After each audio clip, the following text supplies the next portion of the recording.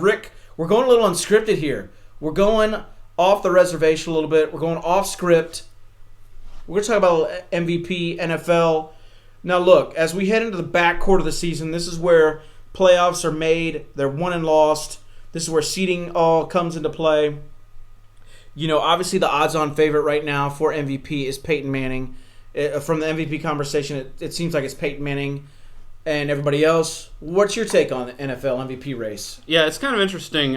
If you do a simple Google search for NFL MVP, you're going to find a number of national authors now trying to bring in some of these other names that to try to they need something to talk about, so they're going to try to bring in some other names to maybe make it sound like there's a chance. Peyton Manning has 4,100 yards passing. He's got 41 touchdowns, 9 interceptions. He's about to break the single-season record for passing yards, single-season records for touchdowns. His offense is on pace to be the highest-scoring offense in NFL history, so it seems hands down. But there are a few different names that some of these national authors are throwing out there. There's Tom Brady.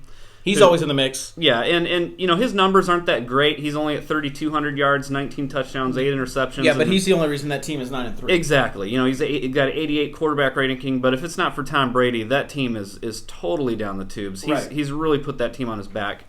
You got Drew Brees is another name. Yeah, he's a perennial name. And then two newcomer names that some national guys are giving some love are Cam Newton. Yeah, he's got them playing pretty well. They're 9-3 right now. And Nick Foles. Yeah, which is a total latecomer. I'm really not getting that. But here's the one. Here's one that I really want to just stop and talk about here for a moment.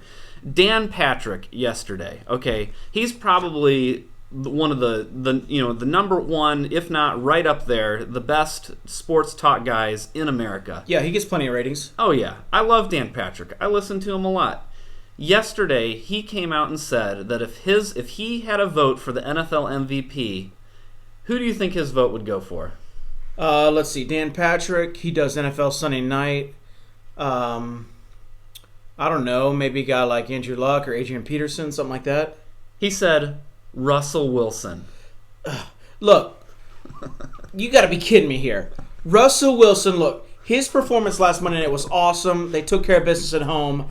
This is about to set me off here. Russell Wilson is the most overrated quarterback in the NFL.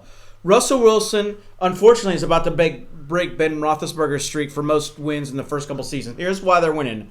One, they got an incredible home field advantage. Number two, that defense is stout. Now, all the guys on that defense are high at one point or another. They're on some kind of drug. And he's got a beast of a running back in Marshawn Lynch. And he hardly ever gets touched with that offensive line.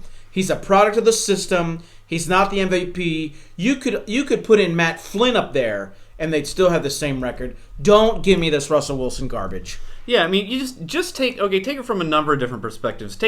Let's just say numbers right now. Peyton Manning has 4,100 yards passing. Russell Wilson 2,600. Peyton Manning 41 touchdowns. Russell Wilson 22. Russell Wilson is the 17th ranked passer for yards. 17th in the entire NFL. There's no way you can compare the two. Yeah. It's just ridiculous. I think what's going on here is in it's I don't want to say like I feel bad for Peyton Manning because how can you feel bad for a guy that has it all going like that? But I think when you're somebody like him and you just perennially every year putting up these monster historic numbers, then I think sometimes you begin to be taken for granted, and so people start looking for that shiny new face, like a Russell Wilson or like a Nick Foles. And I think that's what's going on here. You just simply cannot give it to Russell Wilson when there's 16 guys ahead of him in the passing yardage. And let me say something else about these MVP/Heisman type awards. When did they turn into team awards?